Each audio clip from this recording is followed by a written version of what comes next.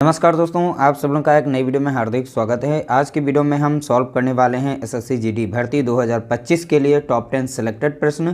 Practice set 2 है और आप लोगों को बता दें इसमें टॉप 10 प्रश्न हैं और मोस्ट इंपॉर्टेंट सभी के सभी टाइप लिए गए हैं जो कि परीक्षाओं में पूछे जा रहे हैं। ध्यान रखिएगा, क्वेश्चन आपके लिए थोड़े से बड़े हो सकते हैं लेकिन इनके आंसर बहुत ही कम समय के अंदर निकलते हैं, यानी कि ये प्रश्न सभी के सभी मोस्ट इंपॉर्टेंट हैं आपकी परीक्षा की दृष्टि से। ध्यान रखिएगा। तो चलिए वीडियो को स्टार्ट करते हैं। कोई धन चक्रवृद्धि ब्याज की दर से 15 वर्ष में स्वयं का दुगुना हो जाता है, कितने वर्षों में यह 8 गुना हो जाएगा?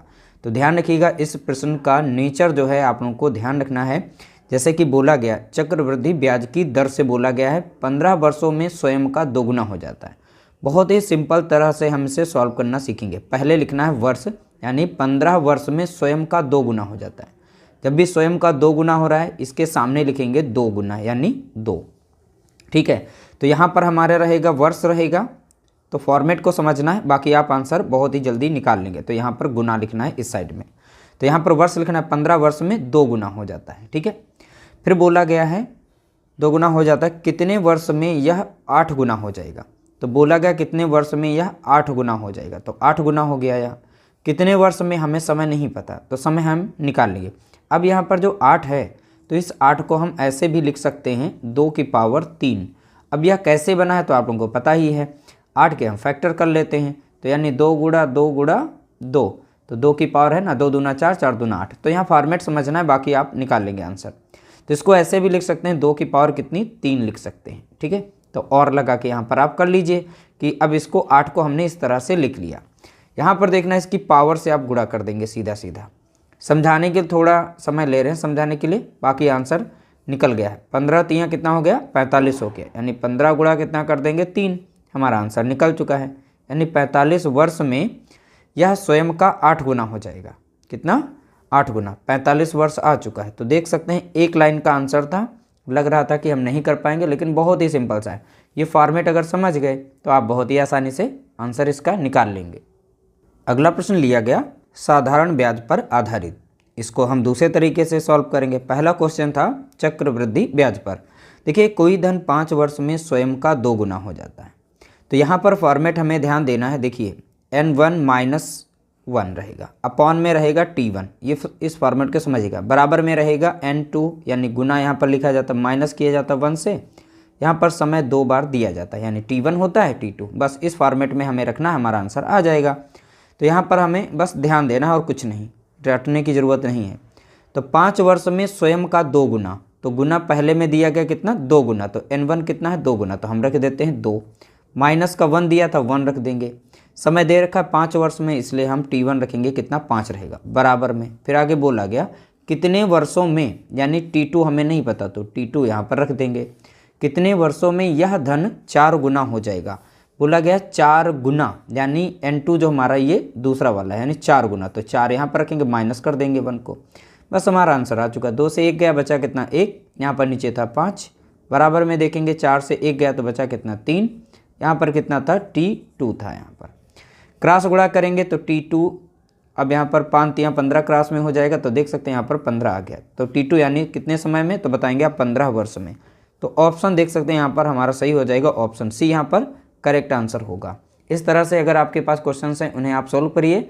आप इसी फॉर्मेट को अप्लाई करिएगा, मात्र 5 सेकंड के अंदर आपके आंसर निकल कर आ जाएगा। अगला प्रश्न लिया गया 2 संख्याओं का अनुपात 5:6 है।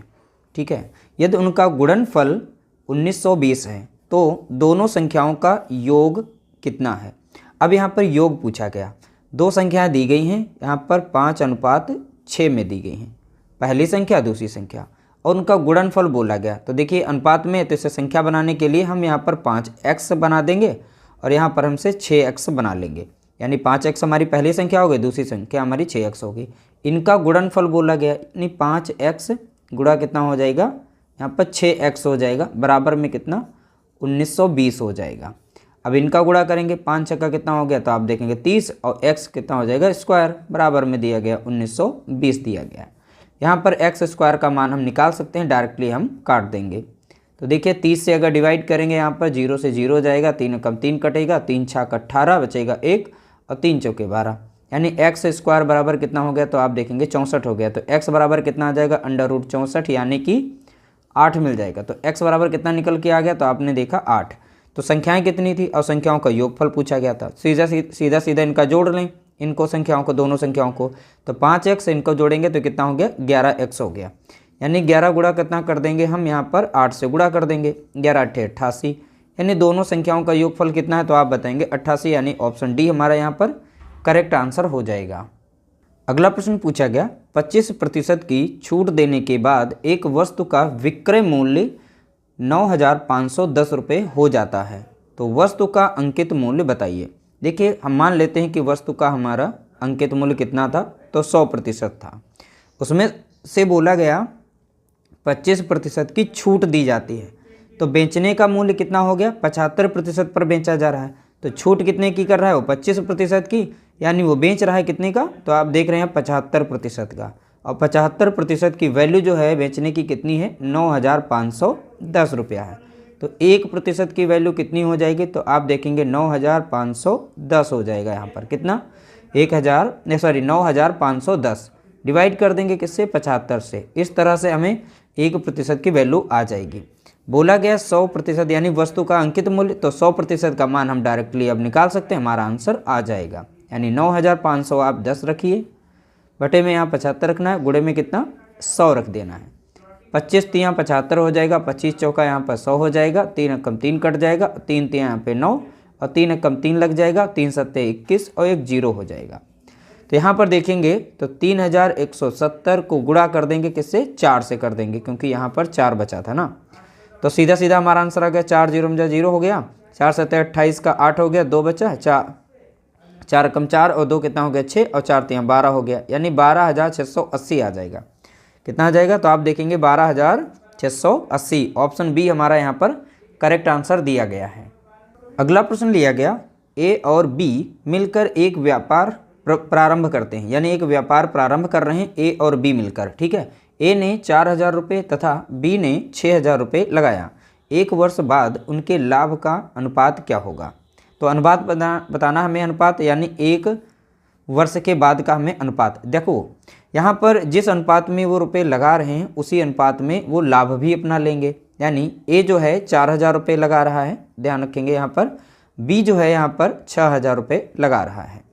जिस अनुपात में वे रुपये अपना लगाएंगे किसी बिजनेस में, उसी अनुपात में उनको अगर लाभ होगा तो उसी अनुपात में उन्हें लाभ भी प्राप्त होगा।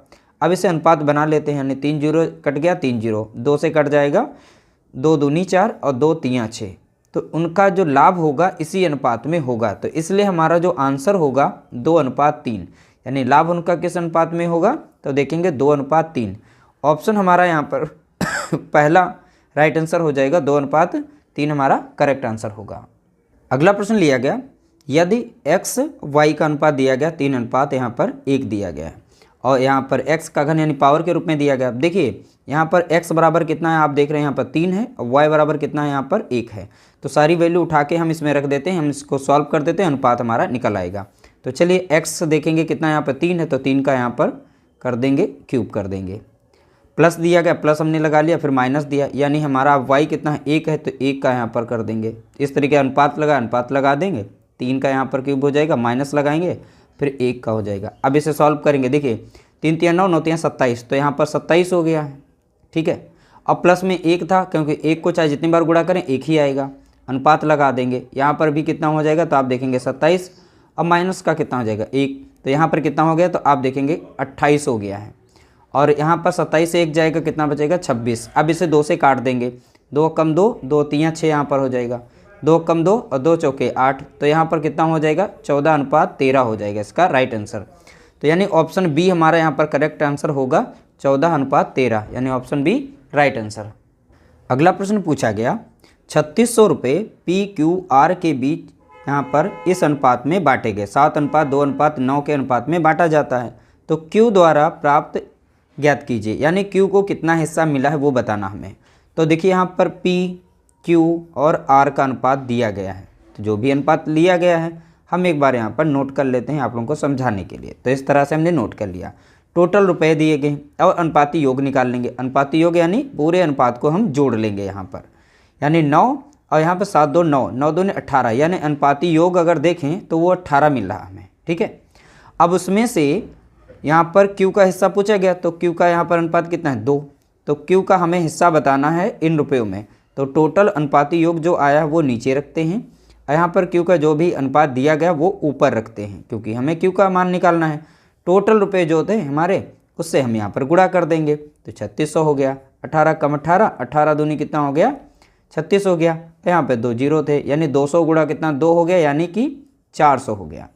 तो इस तरह से हमने पता कर लिया Q के द्वारा प्राप्त धन कितना है यहाँ पर, तो आप बताएंगे 400 रुपये। तो 400 इसका राइट आंसर हो जाएगा, ऑप्शन बी यहाँ पर करेक्ट आंसर दिया गया है। अगला प्रश्न लिया गया 8 रुपये 50 पैसे प्रति किलोग्राम की दर से क्रय मूल्य वाले चावल, यानी चावल का मूल्य यहाँ दिया गया 8 रुपये 50 पैसे प्रति किलोग्राम से, यहाँ पर दिया गया 13 रुपये प्रति किलोग्राम की दर के क्रय मूल्य वाले चावल, यानी दूसरे चावल जो दिए गए हैं वो 13 रुपये प्रति किलोग्राम के दर से दिए। किस अनुपात में मिलाए जाएं कि मिश्रण का क्रय मूल्य 10 रुपये प्रति किलोग्राम हो जाए। तो यानी एक चावल का मूल्य यहाँ पर दिया गया 8 रुपये 50 पैसे, दूसरा चावल जो दिया गया 13 रुपये प्रति किलोग्राम की दर से। कहा गया इसमें कि किस उस अनुपात में मिलाया जाए ताकि उसका रेट जो है 10 रुपये प्रति किलोग्राम हो जाए। तो देखिए ऐसे प्रश्न जब भी आए मिश्रण वाले, तो आपको सबसे पहले इनका रेट लिखना है इस साइड में, जैसे 8 रुपये 50 पैसे के हिसाब से यहाँ पर है। दूसरा वाला दिया गया यहाँ पर है 13 रुपये, ठीक है, प्रति किलोग्राम के हिसाब से दिया गया। अब मूल्य बनाने की बात करा, यानी किस अनुपात में मिलाया जाए, तो अनुपात बनाने के बाद यहाँ पर कितने रुपए में बेचा जा रहा है 10 रुपये प्रति किलोग्राम से, तो 10 रुपये यहाँ पर आप लिखेंगे क्योंकि 10 रुपये की बात कर रहा है, ठीक है। अब यहाँ पर क्रॉस में इनका अंतर लेना है, तो 13 और 10 का अंतर लेंगे तो यहाँ पर कितना मिलेगा 3 रुपये का अंतर मिलेगा, क्योंकि 13 रुपये से 10 रुपये गए तो कितना बचा 3। अब क्रॉस में यहाँ पर इनका अंतर लेना है, तो यानी हम 10 से 8 रुपये 50 पैसा को कम करेंगे तो हमें मिल जाएगा 1 रुपया 50 पैसा यहाँ पर मिलेगा। ये इनका अनुपात निकल चुका है। अब इसे सॉल्व कर लेंगे। दशमलव इस साइड में, दशमलव के साइड में 2 हैं, हटा देंगे, दशमलव के साइड में 2 हैं, तो यहाँ पर बचा है 150, यहाँ पर 300, तो 150 कम 150 कटेगा और 150 दूना यानी 300 होता है। तो इस तरीके से हमें मिल गया एक अनुपात 2:1 मिल गया। इसका राइट आंसर हो जाएगा 2:1 के अनुपात में अगर मिलाएं तो उस चावल का रेट 10 रुपये प्रति किलोग्राम हो जाएगा। ऑप्शन हमारा यहाँ पर पहला राइट आंसर दिया गया है। अगला प्रश्न पूछा गया, ए एक कार्य 10 दिन में करता है तथा बी उसी कार्य को 15 दिन में करता है, दोनों मिलकर उस कार्य को कितने दिनों में करेंगे। ए जो है यहाँ पर 10 दिन में कार्य को करता है, बी उसी कार्य को 15 दिन में करता है, दोनों मिलकर अगर एक साथ में कार्य करते हैं तो कितने दिनों में करेंगे, यहाँ पूछा गया था। अब कैसे निकालेंगे, दोनों का हमें यहाँ पर लसा लेना है। तो एक ऐसी नंबर यहाँ पर देखनी, बड़ी वाली संख्या हो उसका मल्टीपल देखेंगे, तो यहाँ पर इसका मिलेगा यहाँ पर 30, तो 10 से अगर भाग देंगे तो 3 बार में जाएगा, 15 से अगर भाग देंगे 2 बार में जाएगा, यानी ए की क्षमता यहाँ पर 3, बी की आ गई 2। अब दोनों मिलकर यानी ए प्लस बी, यानी इन दोनों की एक दिन की क्षमता कितनी है, तो एक दिन की क्षमता हम निकाल लेंगे।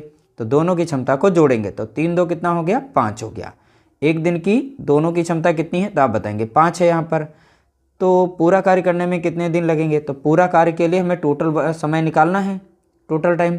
तो टोटल टाइम के लिए दोनों के द्वारा जो लिया गया है तो कुल यहाँ पर कार्य को भाग दे देंगे, तो कुल कार्य यहाँ पर कितना हमारा 30 हो जाएगा। दोनों की एक दिन की क्षमता 5 थी तो 5 से भाग देंगे, 5 का 5, 5 छक्का 30, यानी 6 दिन में वो कार्य कंप्लीट हो जाएगा।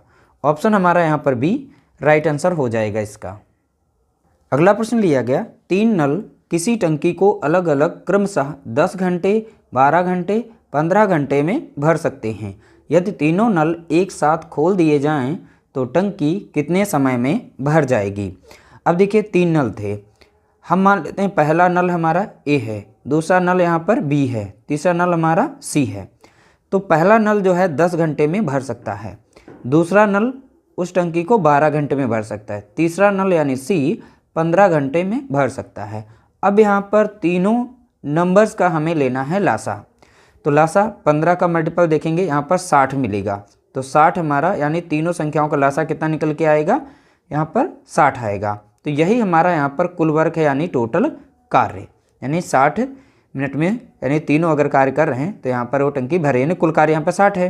यानी 10 से अगर 60 को भाग देंगे तो 6 बार में जा रहा है, 12 से इसे भाग देंगे तो 12 पंचे 60, 15 से भाग देंगे 15 चौके 60। यहाँ पर ए की क्षमता यहाँ पर कितनी आ गई 6, बी आ गई यहाँ पर 5, सी की आ गई यहाँ पर 4। अगर तीनों नल एक साथ खोल दिए जाएं, ए प्लस बी प्लस सी तीनों नल एक साथ खोल दिए जाएं तो 1 घंटे में कितनी वो टंकी भर पाएंगे। ठीक है, तो यहाँ पर हम 1 घंटे का निकाल लेंगे, तो यहाँ पर कितना कर पाएंगे, तो 1 घंटे में सबकी यूनिट को जोड़ लेंगे, तो 6 4 10 5 15, तो यहाँ पर 15 यूनिट जो है वो काम कर पाएंगे।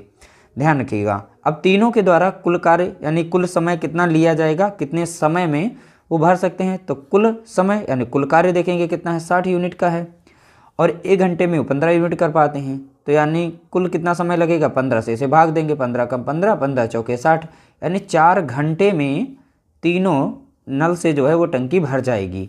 तीनों अगर नल एक साथ खोल दिए जाते हैं तो 4 घंटे में भर जाएगी। ऑप्शन हमारा यहाँ पर सी यहाँ पर इसका राइट आंसर होगा, तो ऑप्शन सी हमारा राइट आंसर दिया गया। इस तरह से टोटल हमने यहाँ पर 10 प्रश्न सॉल्व कर लिए हैं।